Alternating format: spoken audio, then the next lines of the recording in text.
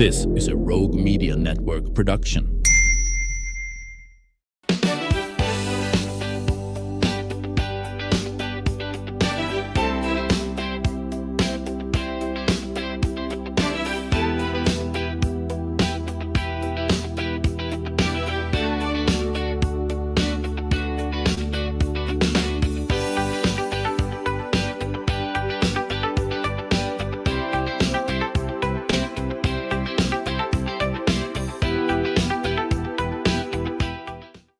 Welcome back to the show. You know, there is a Valentine's event that is coming up. It's one we look forward to every year, and it's going to bring people together for good and a good time.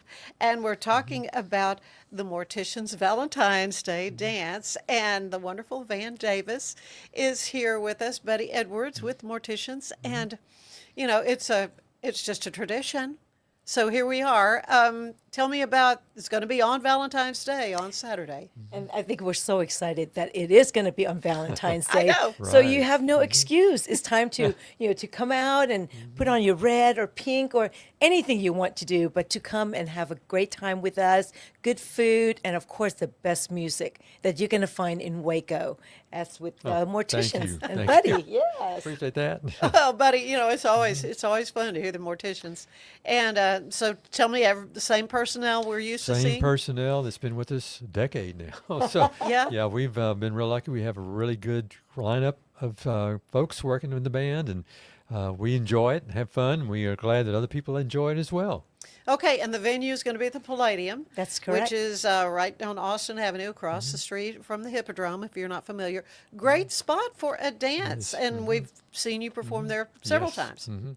And plenty of parking too. You know, people often worry about where are we going to park Right. downtown, but there's plenty of parking spaces around. So we're excited. Well, Van, it's always fun to be there with you and to have fun at this, but it's also going to help raise some money. Tell us about the benefit. Well, this is the third or fourth time we're doing this together. And the Waco Family Abuse Center is going to benefit from this event. And also, near and dear to my heart, our awesome pickleball outreach program that can serve the community even more through pickleball. So we're excited. Of course, you've been on the show many times talking about pickleball, and you know, it just tickles me because you have, you know, picked this up really just in recent years and fully embraced the sport of pickleball. Well, to me, when God, just gives me an idea or introduce me to something new, and it stays with me for a couple of weeks, I know that's something I needed to do. So the idea, after I played, I fell in love with the game, and it's like, how can I bring the community together to do this wonderful sport? And it's been amazing. We've served over 1,500 people through pickleball, and we want to continue to do that even more. But the Waco Family Abuse Center that we've been a part of for many years, and we want to definitely continue to help them out. And it's going to be just a fun event. We used to, I know you and I, Ann, we used to go to the Valentine's dance at the convention center with the Morticians for many years. Well, I've been one at the Lion's Den, I think. I mean, I go way back You with, go back a little with the ways, yeah, that's Valentine's right. Morticians dance. You do the hamburgers and all that sort of thing. And then one of the last ones we went to was at the Baylor Club. And that was before you were going to have your big birthday, and you were talking. So this has been sort of a tradition for my husband and me as well. The Morticians, though, are just a wonderful, iconic band. For anyone who doesn't know, tell them the Sure. origins of They go the way Morticians. back. Well, they do go a long Yes, time. and try to remember the origins, but actually it goes back to about the middle 1960s. When the original Mortician band was formed, when the kids were in high school. That with was the old- Richfield, right? Richfield, yeah. And they played for, 2 or 3 years there while they were students. Then, of course, graduated, dispersed. And then in about 1982, a couple of the original members of the band, Danny Moore, who was the original vocalist, and Joe Hall, kind of got the idea that it would be fun to play some of the old tunes again. And we brought in a couple other, I was fortunate enough to be part of that group. Kenny Gradell was on drums, and Mark Venable was on the bass. And we played at the old waterworks one time, and the crowd went crazy. And you we thought, we got a thing Just here. like we the got a Beatles. thing here, and that was 1982. So Yeah. we still got a thing. So Yeah, you do. but it's been fun, and we're so glad the community has enjoyed the music over the years, and it's been so much fun to play those old tunes. Yeah, of course, you have some traditional things that happen at these dances, right? Because you're kind of organizing things. And we mentioned the hamburgers, so what is the food going to be? We're going to have an Italian meal catered by the George's Catering. Okay, So good. we'll have people can have a choice of spaghetti and meat sauce or Alfredo, and there'll be salads and cheesecake and and an open bar as well for Okay. those who need a little encouragement to Or dance. can people BYOB if they want to bring their own wine, or what? How does that work? We have not thought about that. Okay. I would imagine so. I mean, we used to do I it don't know. before, but we would want to encourage people to come however they want to come, and just to come for a meal, or if they don't want to come and eat, they can just join us when the dance starts at 7:00 and just pay to come to the dance. Okay, so give me the timing again. The timing is if you're there for dinner and dance is 6:00. 6 o'clock, 6 p.m. Dinner will be served. Doors will be open at 5:30, Okay. and we'll start dancing at 7 p.m. So people can come at 6 and have a nice dinner with us, or come to the dance itself. All right, and so the cost? The cost is $45 per person for dinner and dancing, and $30 if they just wanted to come and do the dancing that evening. Okay, so but can they buy tables, or is it all just individual Yes, tickets? absolutely. A table of 8 to 10 will be available on first come, first serve basis. And when you go online to sign up, you can just request for a table together, Okay. or just come and you can just show up at the door and buy tickets as well for the dance. Okay, so but for the meal, you need to do that ahead of The time. meal, definitely, you need to do that ahead So of you time. can have a head count. So tell me, buddy, after all these years, what makes you still so passionate about playing? Well, I think it's in the blood at this point. Yeah. And I remember when I was in high school and just learning to play the guitar. The original Morticians, I was sort of their groupie, and I went to all their performances. I didn't know the kids really that well. They Yeah. were playing then. But I think once it gets embedded in you, it's just a lifelong thing. Yeah. And so I've always enjoyed playing those songs, and I enjoy playing other types of music too. But it's just been something that's been with me. This has never dispersed. It's still there. So. Well, Ann and I are your groupie. Oh, Yeah, well, thank yeah, you. right. I We're appreciate your that. We're part. There are quite a few of us, So, are there some other games and things you're planning for that evening? Well, we're of course going to do the heads and tails. Oh, yeah. Always a lot of fun, and you can help me with that. Okay, I've promised to and do we'll that. we'll have some raffles and things going on at the same time too. Okay.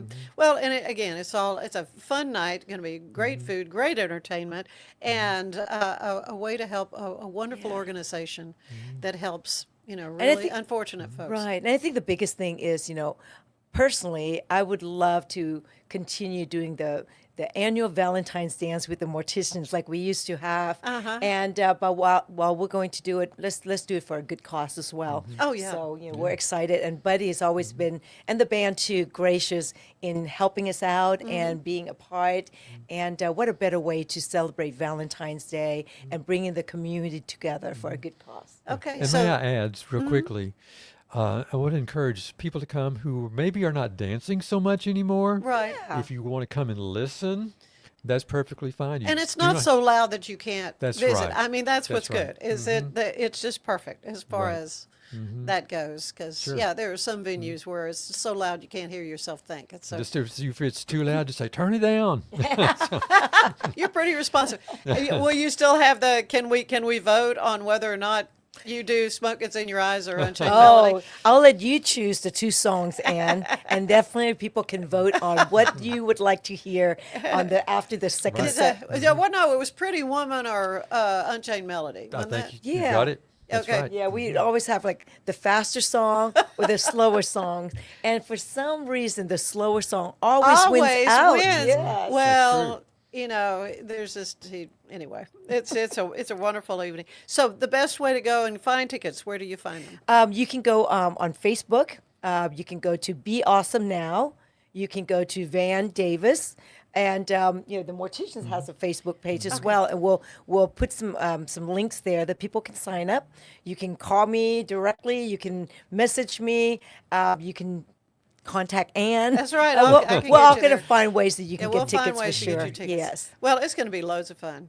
Thank you. We will have a lot of fun. Definitely. So this weekend, Saturday, That's join right. us. It's coming yes. Friday. It is Valentine's evening. So what a great way to enjoy with your sweetheart. That's right. Thank Even if you don't have a sweetheart. You Oh, can come and enjoy the yeah, music. come and join the music, That's and right. we'll There'll have be we'll have plenty of singles people there. together, and Yeah, they can dance Oh, together. absolutely, absolutely. All right. Thank you both so much. Thank you, Ann. Thank you Stay very with us. There is more of the show ahead. So it's football season, and we can create your outdoor tailgating spaces that is actually a part of your home. Bifold doors that tie in the inside and the outside, and you can gain anywhere from 1,000 to 5,000 square feet living space, all while taking in the big game poolside. Call us at Gather & Co. Kitchen and Bath, where we can create your unique tailgating space. Central Texas since 1889, TFNB Your Bank for Life takes pride in being more than a bank.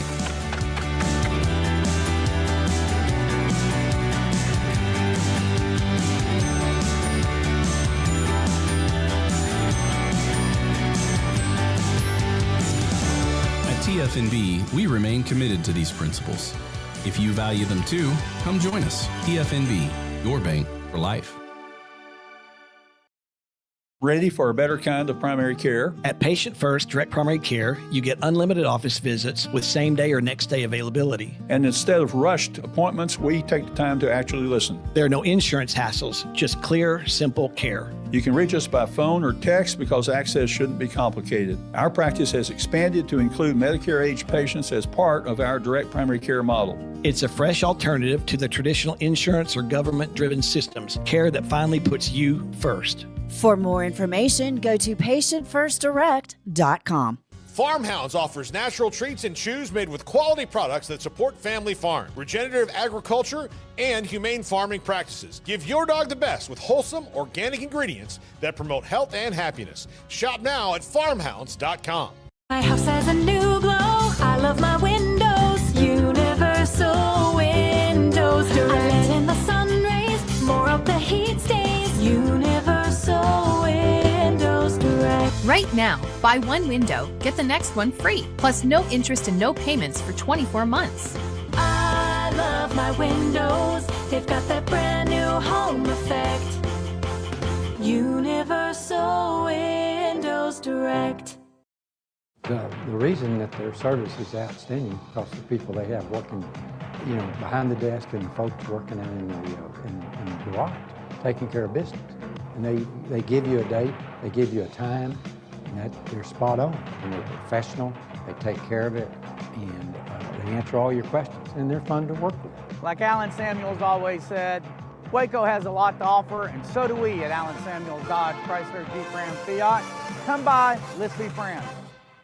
I am obsessed with helping business owners increase their traffic and turn it into profit through the power of Pinterest marketing. It's this amazing platform where people are looking for ideas, inspiration, they have a problem, and they're actively looking for a solution.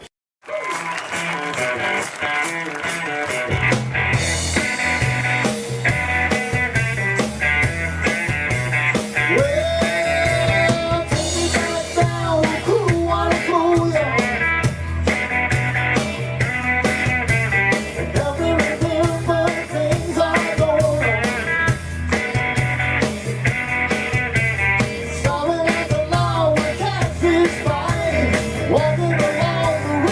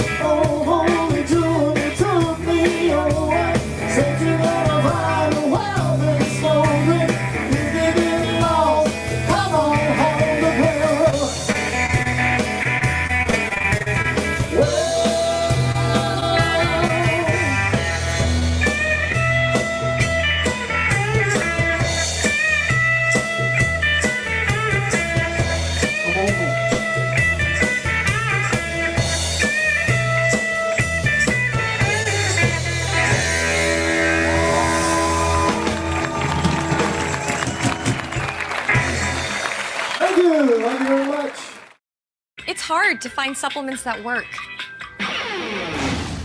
No, thank you. Plant-based supplements made from the Earth's most powerful plants for your immune health, gut health, workouts, and more. Find out more at auraorganic.com. It's the Restore Clarity Focus Patch, my little secret weapon for staying sharp, focused, and on task. Each box comes with simple instructions inside, so you always know exactly how to apply it. Each patch lasts for 3 days. I love that I can wear it all day. Finance is evolving. Automation, data analytics, and AI are reshaping what finance teams do every single day. The best way to predict the future of finance is to be ready for it. If you want a head start, check out 365 Financial Analyst. Hello, everybody. Welcome to the show. You know, when we talk about healthcare, we focus on diagnoses and treatments and outcomes, obviously. But there's another element that really deeply affects all those things on how patients feel, how families cope with the situation, how communities build trust in their healthcare systems. And that's patient experience. And it's more than just comfort and satisfaction, which you might think. It's about safety, communication, dignity, and feeling heard during some of the most stressful and vulnerable moments for someone. Well, today I'm so happy to have Kerri Reyes here with us. She is the Patient Experience Manager for Advent Health Central Texas. And Kerri, you work in the intersection of care and communication and compassion and helping ensure that that patient experience is the best it can be. So I do. Lovely to have you here. I had the chance to interview you for Channel 25, Advent Health being one of the sponsors there at KXXV. And really, it was the first time I've had a chance to talk to someone who really specializes in this area of patient care. I mean, we all take the survey, you know, no matter what, you know, how long did you have to wait? You know, those kind of things. But really what you do is a lot more detailed than that. It is, and this is a newer role for Advent Health Central Texas specifically. I got into my role October of 2023. Okay. So prior to that, we didn't have anybody in patient experience. It was just up to the leaders to manage all of the things, not just complaints, but also how do we make improvements with that feedback that we get. And that's why the survey is so important. You know, patients think it's just another survey. You go to Walmart, right? You get a survey, 5 stars. Yeah. But it means a lot more than that, because that feedback helps us improve processes to make things better for the next patient. Mm-hmm. What are some of the most important things you learn from those surveys? Most important things we learn from the surveys, and I'll speak about right now, is that we aren't listening to our customers or our patients. We're not spending time with them. They feel that healthcare is rushed, that we drop in, drop out, give them a quick diagnosis or not, right? Sometimes you go in, have all the tests, they're negative, and nothing's wrong. But they don't know. But I know I'm sick, but we can't find anything. Right, and we don't take the time to sit down and say, hey, you know what? I'm glad you came in today. You didn't have a heart attack, but this is what you're going to do moving forward, and this is who you need to follow up with. So then patients almost, it's like we, not intentionally, but make them feel bad for why they came in because it wasn't a true emergency. Yeah, it's kind of like you take your car into the into the shop, and it's like, I promise you it's going, you know, and then of course it's it's fine that day, it's right? fine that day. Yes. So we're learning that it's not just about wait times, right? Yeah, right. You know you're going to have to wait. It's that we didn't keep you informed while you were waiting, or we didn't keep you updated. And I teach my staff, you know, no update's an update. Patients don't want to feel like they're just left in the corner and not checked on, right? We need to be frequently checking on them, frequently updating them, and not only the patient, but their family is a big part of that. And we need to address them too. Hey, you know, they might be diabetic.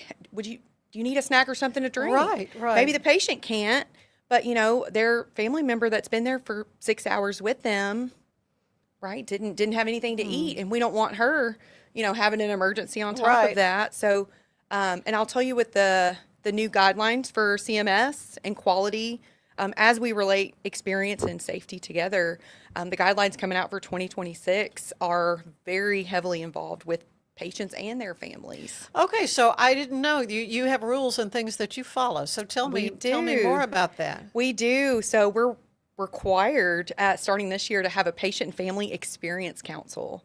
So that's not only workers or staff members, but also people in the community that need to have a say in how we operate.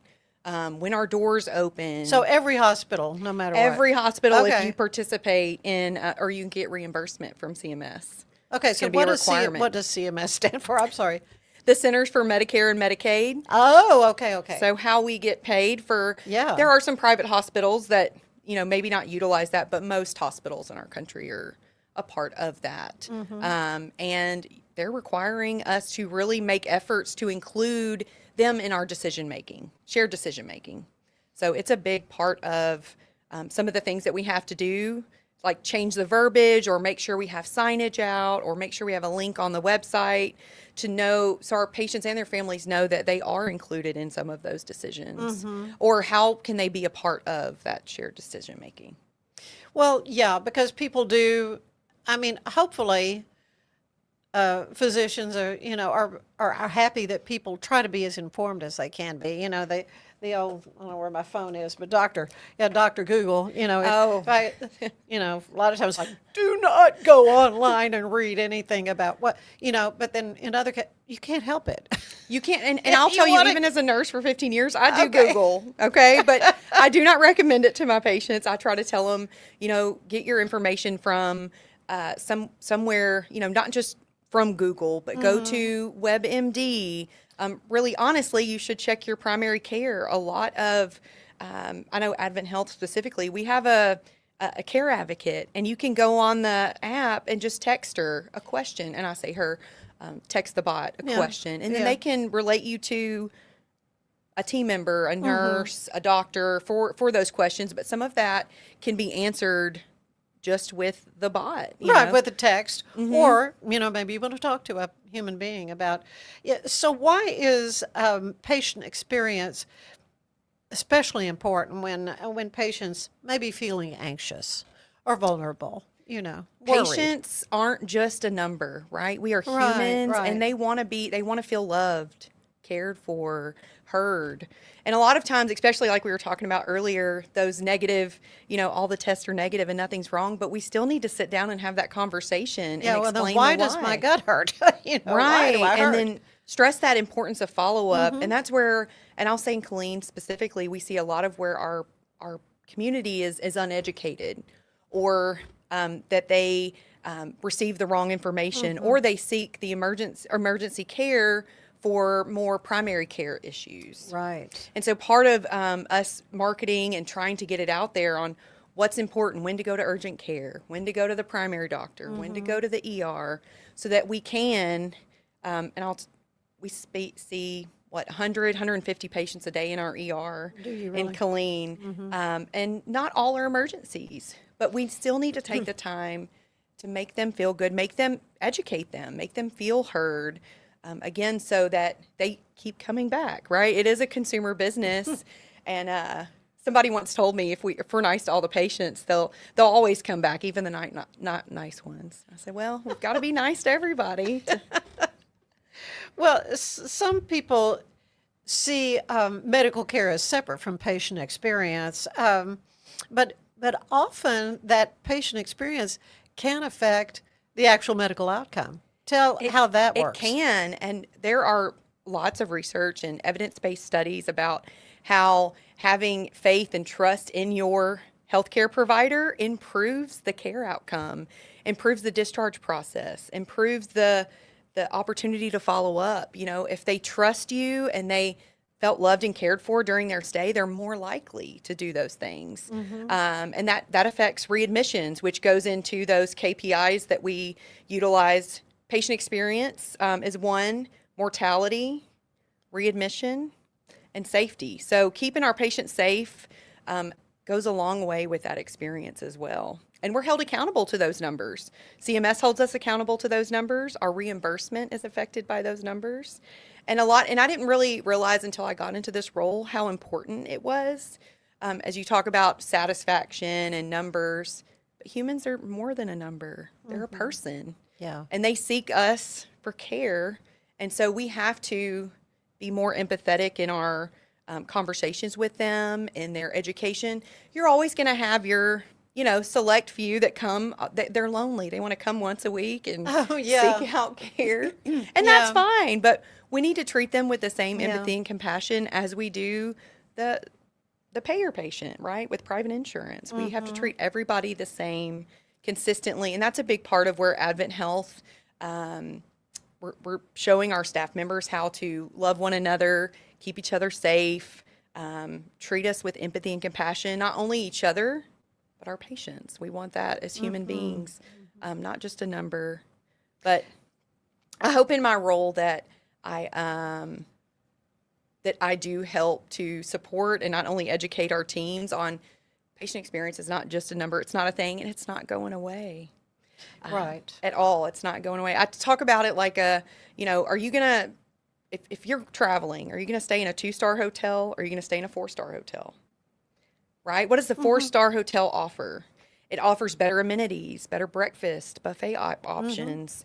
And that's what a 4-star hospital is going to give you versus the 2-star hospital. Right. So when you're traveling and you need to know where the closest hospital is that has great safety numbers and keeps their patients safe and informed and their patient experience is good, that's where you're going to want to go to seek out care. And I'm proud to work for Advent Health, or an organization that.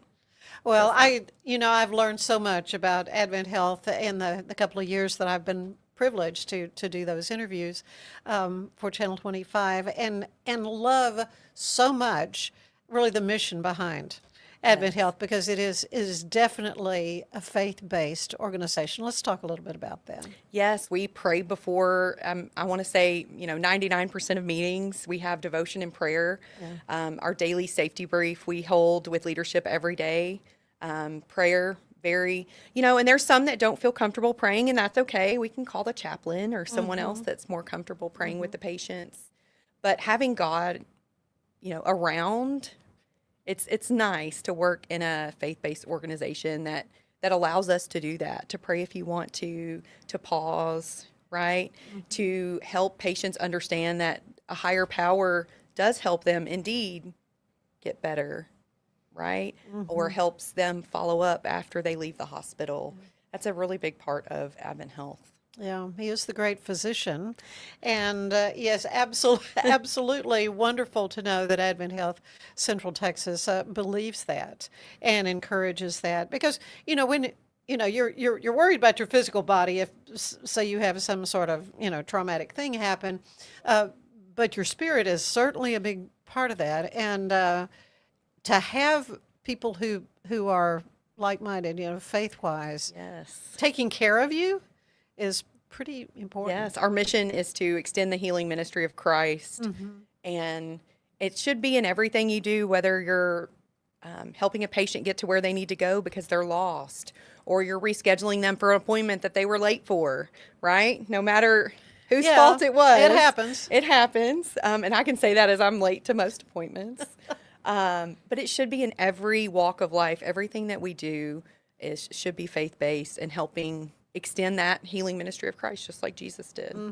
A lot more I want to talk to you about, Kerri, regarding trust and communication, and we will do that, but we need to take a break right now, and we will be back with more of the show. Stay with us. That's so good.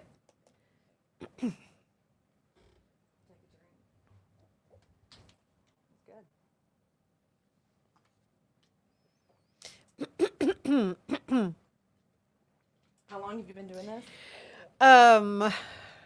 Since I retired from Channel 25, so I'm going to be doing almost 6 years since I retired from 25. But the Ann Harder Show every day, Monday through Friday, just started in June. Okay. But I'd been doing 2 or 3 interviews a week, so it just added a few. Yeah. But I record them, certain times, Right. and then so anyway, here we go. And we're back with Kerri Reyes, who is the Patient Experience Manager at Advent Health Central Texas.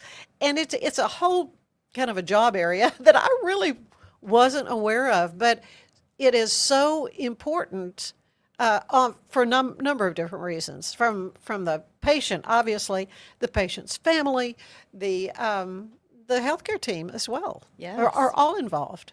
Yes, and I'll tell you that even when things don't go right, the CT machine breaks down, right? Your appointment gets bumped. Epic goes down, and we have to use our processes that are downtime processes. When those things don't go right, and we do service recovery, that's what we call our model for, we acknowledge or apologize, correct the issue if we can, and then thanking the patient for bringing it forward. When we follow that, and that starts with the frontline staff, they're more likely to trust us and return back to our hospital even when things didn't go well. Mm-hmm. Well, it was funny. We were talking about how so many procedures are done with robotics. Yes. And we're all talking about AI, and I thought, well, at least AI is not gonna, be giving you an appendectomy. Oh wait, no, it may very well be doing that. But then somebody said, well, what if the power goes out in the middle of the procedure? That it happens. It's happened before, and we have processes in place to help that. That's good. Right? That's good to know. We do, and we actually May will be a year. We have the DMV5, the most, the fastest, bestest robotic on the market. Okay, so tell me about that. So we did the ribbon cutting back last May 2025. Right.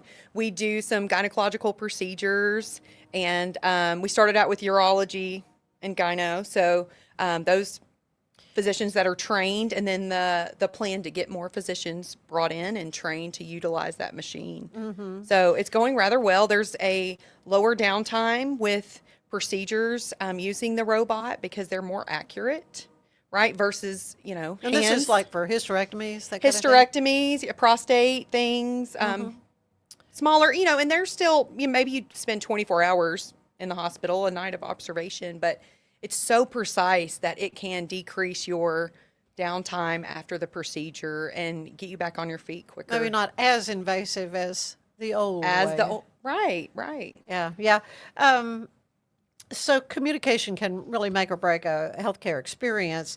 How does clear, compassionate communication from check-in to discharge shape that patient trust and understanding? It really does, and I know I said this earlier too, but it really impacts the way that they see us, that trust for them to follow those aftercare instructions, follow up with primary care, and then the healing process actually is faster. There's a lot of evidence-based practice related to that when they trust their care providers and they feel safe with them, that they follow the instructions and do the things that they're supposed to do. And again, you're going to have your outliers, but patients want to feel like even if we explained everything or they were a little out of it, they have it ready to take home at hand. Okay, hey, we went over this. Right, because they may just be coming out of anesthesia. Right. Hopefully you got a family member that's listening with both ears, but sometimes that's not even true. Right, and including the family in that, Right. because we know that when we send you home after your colonoscopy, you're going to be a little loopy. A normal procedure for us that's our everyday might not be your everyday. And the patient that's more anxious, maybe they have a family member that died of colon cancer. So Right. for them, this everyday procedure that we do is more impactful to them. Right, So, other fears, are right, involved. and Yeah. spending time with them, taking it slow, asking, hey, do you have any additional questions for us? Listening to know when you connect with your patient, you can tell who needs more hand-holding than the next Right. patient. How anxious are they? So picking up on those cues is very important, but you can't do that if you don't connect with them. And sometimes that means connecting with them not on a medical, but a personal level, right? And it makes them more likely to listen and take that aftercare instruction advice and to follow up with their care provider. Yeah. Now, you say you were a nurse before. Let's talk a little bit about that. When did you get into Yes, I've been a this nurse whole for medical field? 15 years. 15 years? Uh-huh. I'm originally from Memphis, Tennessee. So I've worked at some major hospitals down in downtown Memphis. Methodist, Le Bonheur, worked at the Children's Hospital. That was a couple years old back when. Done a lot of different things. This is probably one of the most joyous things that I've done. It really fills my bucket when I get to help someone or help a team member better understand the patient's perception of care, because although the surveys are based on patient perception, perception is reality. Sure. Right? That's Oh, their yeah. reality. Right. And so whether or not it didn't happen exactly as the way you thought it did, but to that patient, it meant everything, right? And it meant if we didn't do well, then maybe they're never going to seek care at Advent Health again, right? And then we lose the customer. So we want to make sure that we're not only extending the healing ministry of Christ, but reaching back out when things don't go well for that service recovery. So, how old were you when you knew you wanted to do this kind of thing? So I originally wanted to be a doctor. Did you good? I grew up watching ER. So Dr. I know. Carter. Oh gosh. Yeah. And actually, there was a Carter on the Backstreet Boys, if that was my band back in the day. So I used to sign, in 8th grade, I would sign my papers, Dr. Carter, Dr. Carter. Did you really? I did. I love it. I did. I met my husband when I was 20. So shortly after that, I realized, okay, well, you know, a career in medicine, I can't have the family and all the things that I want now. So I got a job as a nurse's aide. Back then, you didn't need a license or official training for that. Yeah, now they have CNAs, which is right. You're certified. Oh, to do certified, that. Yeah. yes. But we didn't take vitals. We didn't do, you know, Right. some of those medical things back then. But it was a great start for my career. And, you know, not saying I'm started from the bottom and rose to the top, but definitely was one of the best decisions I've ever made was to become a nurse. And yeah, it's been very rewarding. Yeah. Very rewarding. So we talked about surveys. How are all the ways that you gather feedback? How, you know, what are maybe some of the more creative things that you've done? We really like to gather that feedback in real time, or as in real time as possible. So if you visited RER last night and you didn't have a great experience, we hope that you'd reach out to the patient advocate, which we have one of those as well, and I work very closely with her.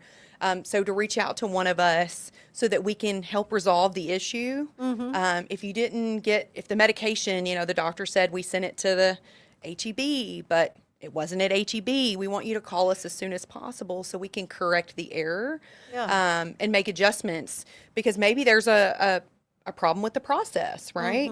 And as we talk about safety and care and how that experience goes together, we want to ensure that every patient feels heard and spoken for, because honestly, our inpatient surveys, there's a 6-day lag before even we send out. It's a mail. Yeah. We still, in most of the hospitals, even in Advent Health, are doing mail, still doing, I call it snail mail. But, Yeah, that's right. Right. but yes, so it's going to be several weeks before we can get that feedback. We do nurse leader visits. Our clinical directors and managers of every unit are supposed to see 100% of patients Monday through Friday. Really? To seek their feedback and ask how their care experience is going. Do they feel heard? Is their doctor and their nurse rounding together? Are we communicating well? And asking them using teach-back methods like, did you understand your plan of care? Do you know what the next plan is? And hopefully the patient can tell you, right, what that plan is. And I'll tell you, there's some situations or some diagnoses where maybe the patient can't repeat back. And hopefully there's a family member present, or somebody's just a phone call away, where we can, you know, utilize that teaching over the phone. But in real time as possible, we would like to address those issues. The director or the frontline staff would be the first one to address the service recovery and then escalate it to management if needed. There's been a few times where I get brought in if the manager, you know, said, hey, I did service recovery, but Kerri, I think they're going to need your touch on this, and I'll go and see what I can do. Yeah. So that, again, we're instilling that trust back in us that was lost, so that they can continue to seek care with us at Advent. Right, and feel like they were seen Feel like and they were heard. heard. Yes. Yeah. Yes. Can you share an example, without giving any details, obviously, how patient feedback did serve to improve a Yes, process? I love this example. So our maternal child health department, when I came onto this role, there was a lot of feedback where, because we're a smaller community hospital, our cafeteria is not open 24/7. So if you have a baby at 2 in the morning, we're not cooking up pot roast back there. No. So You got the machine to get yeah. something out of. And if you've ever heard of a behavioral health sandwich, nurses will know this, but it's a sad piece of bread and a tiny piece of meat in a white styrofoam tray, and you might have a mustard and a mayonnaise in there. And that's what we were feeding our moms after they had a baby. After they had worked so hard. Yes, and we do offer some non-alcoholic champagne, some bubbly, Oh, and a yeah. free dessert. Yeah. But what we did is we took that feedback and then we elevated it. We put it in a clear container. We offered choices like chicken salad, tuna salad, added some lettuce on there, put it on a whole grain bun or croissant, added a fruit cup. So now your behavioral health sandwich now is elevated. That's to, right. To something that you want to eat. a little more appealing, and it didn't cost that much money, No, right? no. We had to make a few adjustments, but that was a big one. That's right. It's about satisfaction. So, and I'll tell you now we've got Uber Eats and DoorDash. I was going to say 24/7 you can get just about what you want. You know, I feel like that happened in the last year and a half or so. Right. So we've kind of, I'm sure the sandwiches aren't getting as utilized as much as they were. Maybe not. But there's still some times where mothers don't have somebody to run out and get them food. So we have those choices, that option. And I'll tell you, I haven't seen another comment since then about our food specifically for that department. Well, good. Yeah. So that's great. How does cultural competence influence patient experience? Why is that essential when you serve in an area that is culturally diverse? Yes, we are in a very diverse culture. We're right outside the main gates of Fort Hood. Absolutely, yeah. So we have a lot of veterans and behavioral health issues with patients. And lucky we do have a behavioral health facility on site, so that's nice to have. But yes, it's very important because as you adjust, we can't use the excuse that we live in a different area or in a very diverse area. We have to change our perception, our verbiage, using scripting, things to be consistent with every patient every time, no matter what city you live in. So as it's because of our patients, that's why our scores aren't up, or our patients aren't satisfied because they're never going to be satisfied. Well, then how can we adjust or fix that as part of, and in most careers these days, you need customer service is very important. Yeah. And not only in nursing or healthcare, but it's very important to have that customer service, again, to make them feel seen, heard, valued. Very important. Yeah. What are some small but maybe powerful ways that healthcare professionals can show empathy and leave a lasting impact on the patient experience? I'll say, first of all, self-care, taking care of yourself. As healthcare workers, we can get we pick up extra shifts. There's bonuses offered, right? You're motivated. Whole world of short staff, right? But so not getting burnout. There's actually several studies, and I've recently read a book, Compassionomics. It's amazing. It's more, it's written by 2 physicians, but it's physician-based data for compassionate care, and it takes on average 40 seconds to be compassionate. And actually that fills your bucket that leads to compassion fatigue, as we call it. So combating that first, taking care of yourself, making sure you're taking your lunch breaks, letting leadership know when you're not getting those or when you're overwhelmed, very important in our setting. But again, pausing to connect with your patient, to see what they need, to see if they are more anxious, they're more nervous. At the end visit, we call it a transition visit, we're wrapping it up. Physicians in the ER are really focusing in on some scripting and to how, hey, we're glad you came in today. You didn't have a heart attack, but this is what you need to do. What questions do you have for me? Right? To make them, again, feel like they did the right thing, because, next time when they have the chest pain, it might be a heart attack. Right. Right? And we don't want to instill fear or mistrust that they didn't do the right thing and come in. We want to ensure that, hey, you did do the right thing. You got checked out. And And, next time if, say the patient's blood pressure, they thought it was so high and it was, 140. Okay. Hey, educating the patient. Hey, really, if it's less than 160, you can stay home and communicate with your primary care provider. Because maybe they can adjust some of those medications or antihypertensive meds that you're on from the phone, right? Or from telehealth, versus coming in and waiting 4 to 6 hours. Right. And I always think, because this time of year, when you go, every disease known to man is in that waiting room. It's like, I don't think I want to go to the ER because, people are sick. Yes, and flu season, it's at its highest right now. So. Oh, yeah, are you seeing a lot of? Oh, we're seeing a lot. And, it's one place I would avoid unless we absolutely had to go. Yeah, right. Your arm is broken. What trends or shifts are you seeing in shaping the future of the patient care experience? I know you spoke about AI, but we've got, we have an app called MyChart. Okay, Ivan Health, we use Epic, and we have MyChart Bedside coming to the ER. Okay. We already have an inpatient. Our patients can communicate with our care team from the bedside.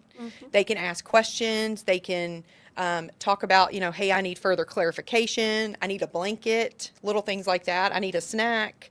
But also they have access to their medical care, to their medical record. So say you're visiting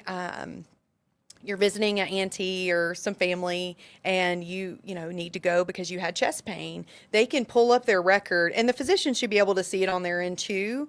But you can pull up records from in MyChart, Epic, and then hey, I just had a CT last month, or hey, this is what this showed, because maybe we need a comparison to something. So it's been really beneficial as bringing light to, hey, I just had labs done last week, and then the physician can, now that I see him, they bring him up, so they have that in their hands. So not only communicating with us, but having access to their test results, right? So you went into the ER, you're going on a vacation tomorrow, and you've come down, you thought it was a cold, but you're really thinking it's something else. So you go in and get tested, and usually you can see the results on your MyChart before even the physician gives you those results. Yeah. So whether it was flu, COVID, they run a respiratory panel, but you can get what you need before you get on your trip tomorrow. So it's been very helpful. We go live in the ER, and this is use your own device. So in the inpatient world, the patients all have tablets at the bedside that we clean and recharge and hand back to them. But in the ER, it'll be using your own iPad or own cell phone for access, but you'll have that same access that they do. You get to see your care plan. I do nurse leader visit, and I'll be like, who's taking care of you today? And they're like, well, right there, it's, Susie's taking care of you, and Dr. Smith, and this is the plan for today and what we're doing. We're drawing labs and waiting for that respiratory panel to see if you're sick. So, or to see if you needed maybe antibiotics, viral, usually you don't, but. Right. It's right. going to I be think great. people have gotten to where they understand they're not going to give you amoxicillin For every time you go in. If patients or families could remember one thing when navigating the healthcare system, what do you think that would be? So I would say to educate yourself, get educated, follow up, have a family doctor. That's very important. Patients come into the ER all the time for refills, and that's just not the place for that. We have opportunities with free clinics around town. It costs $20. A lot of places you can pay a cash price for a visit, which might be cheaper than you and I's insurance. Right, really? Honestly. Yeah, for sure. So just get yourself educated, have a primary physician so that they can take care of those minor medical needs for you. As in the ER, if you've had, pain for 6 months, it got really bad on Tuesday, we're addressing that really bad pain that happened on Tuesday, because in the ER, it's what's going on right now. So they'll be like, oh, my left ankle hurts and my knee hurts and my elbow hurts. And we're really not going to address all of those needs. And that's hard. And that's where some of that you really have to dig a little deeper and be more empathetic, so that the patient understands, right? The care that they receive today is based on this, and it's really important to have that follow-up. afterwards. Yeah. Well, Advent Health Central Texas is very fortunate to have you, Kerri. And I have been fortunate to have you spend some time with me today to explain all this. So bottom line is when you get those surveys, fill them out. Fill them out. Yes. It's important. Feedback you need to is do a that. gift. Yeah. And I tell the team that all the time. We can't get better without the feedback. So Right. whether, you're adding it to your comment section or you're giving me a call after your visit, whether it was great too, right? We want the kudos and recognition as well, but we can't be better without it. It's truly a gift. Absolutely. Thank you, Kerri. So, stay with us. There is more of the show ahead.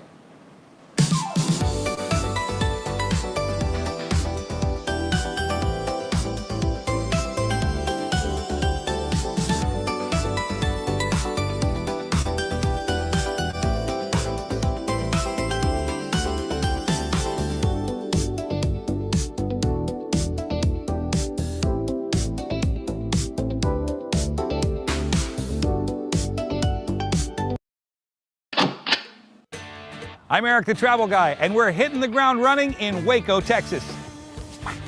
Get ready for authentic Americana in this charming town in the heart of Texas. Museums, family fun, family-owned restaurants with bold flavors, and eclectic shopping can all be part of your next visit. It's located just 90 miles south of Dallas along Interstate 35, and when you get here, you'll instantly understand why you planned this trip in the first place. You know, it occurred to me, you could pass through Waco on a day trip, but I suggest coming in the night before. That way you get a perfect fresh start in the morning. Now, they do have hotels, motels, B&Bs. I stayed at the Hilton right downtown and got an excellent night's sleep. Classic, convenient, perfect. The Waco Hilton upholds its reputation for spacious guest rooms and suites, perfectly appointed common areas, and excellent guest services and amenities. Go ahead and splurge and stay on the executive floor. Each year, about 500,000 people drop in on Waco, Texas. But in 2017, that number skyrocketed to more than 2 million. Why the jump? 4 words: Chip and Joanna Gaines. This is Magnolia. The popular HGTV stars helped put Waco on the travel and tourism map with their hit TV series, Fixer Upper. And you can see the passion and dedication to their design at Magnolia Market at the Silos. Inside, you'll find something for just about anybody. Shopping, design ideas, games, the garden, even a bite to eat. They've got one goal here: inspire you to own the space you're in. Oh, and here's another insider tip. Parking is complimentary if you park behind the complex and are on 8 between Webster and Jackson. It is worth noting that we are here in Texas, which means from time to time it can get a little warm. But here in Waco, the average temperature is a pleasant 66 degrees. For me, it's January, and that means it's a little on the cold side. Speaking of which, hey Siri, I'm in Texas. Why is it so cold? Because Eric, the travel guy, it's January. Put on a sweater. That's funny. She's funny. Thanks, Siri. You have a transition? Make the transition to the video. This is the Dr. Pepper Museum. Now check this out. The Dr. Pepper Museum and the Free Enterprise Institute is a history museum dedicated to telling the story of the entire soft drink industry, including Dr. Pepper, which was invented here in Waco in 1885. And for you soda aficionados, you will note that Dr. Pepper is 1 year older than Coca-Cola. You can take a guided tour and drop in on the soda fountain for my favorite, a Dr. Pepper float. This museum is housed in the original 1906 Artesian Manufacturing and Bottling Company building, built specifically to bottle Dr. Pepper, and is now listed on the National Register of Historic Places. The mission that guides their collecting and public interpretation is not limited to Dr. Pepper and its affiliated brands. As a matter of fact, they house and maintain the broadest collection of soft drink memorabilia in the world, including the Dr. Pepper Snapple Group corporate collection. Some of you may be wondering what Frito pie is. Well, it's a rootin' tootin' good thing you're watching this video. Yes, I said it. Here's what you need to do. I have your answer. You need to come to VTEX, okay? They've been around since 1915, believe it or not. And in 1983, they invented the Gut Pack. Now, this is a decadent combination of Fritos corn chips, hand-chopped brisket, sausage, beans, pickles, onions, and jalapenos piled high. The Gut Pack would later be named Best College Eats. Waco is classic small-town Americana, which means Getting around is pretty easy. Now, on this particular trip, we rented a car just to uncomplicate matters, but you've got to get on the complimentary trolley. It picks you up right at Magnolia Market, takes about a 15-minute ride around downtown, and gives you an ideal sketch of this pretty cool little town. After your trolley ride, how about a cruise on the Brazos River? The Brazos starts in New Mexico and meanders all the way through Texas to the Gulf of Mexico. You can probably guess what I'm going to say, but it's so true. No matter how much time you have to make a stop here. This is the Waco Mammoth National Monument. Now, it was named a national monument back in 2015, and wait until you see what is inside. It represents the only recorded discovery of a nursery herd of Columbian mammoths. Oh yeah, let's go take a look. When you take a guided tour, you can view fossils including female mammoths, a bull mammoth, and a camel that lived approximately 67,000 years ago. So plan on at least an hour or two.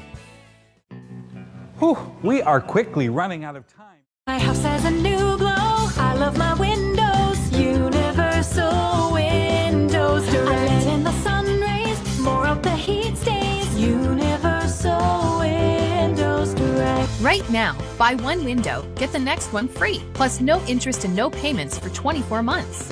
I love my windows. They've got that brand new home effect. Universal Windows Direct. Ready for a better kind of primary care? At Patient First Direct Primary Care, you get unlimited office visits with same-day or next-day availability. And instead of rushed appointments, we take the time to actually listen. There are no insurance hassles, just clear, simple care. You can reach us by phone or text because access shouldn't be complicated. Our practice has expanded to include Medicare-age patients as part of our direct primary care model. It's a fresh alternative to the traditional insurance or government-driven systems, care that finally puts you first. For more information, go to patientfirstdirect.com. It's football season, and we can create your outdoor tailgating spaces that is actually a part of your home. Bifold doors that tie in the inside and the outside, and you can gain anywhere from 1,000 to 5,000 square feet living space, all while taking in the big game, poolside. Call us at Gather & Co. Kitchen and Bath, where we can create your unique tailgating. Central Texas since 1889, TFNB, your bank for life, takes pride in being more than a bank.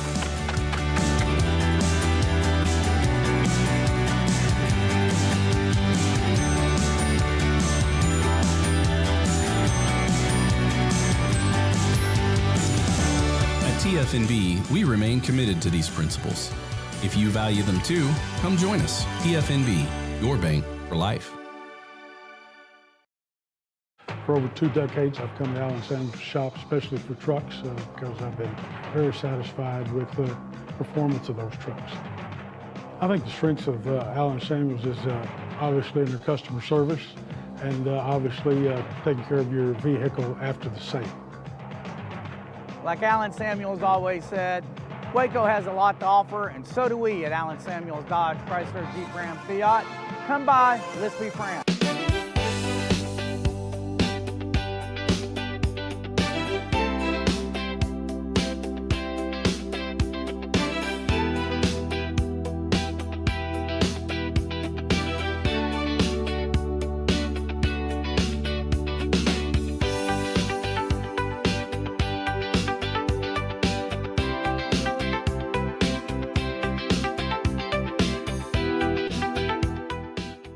This has been a Rogue Media Network production.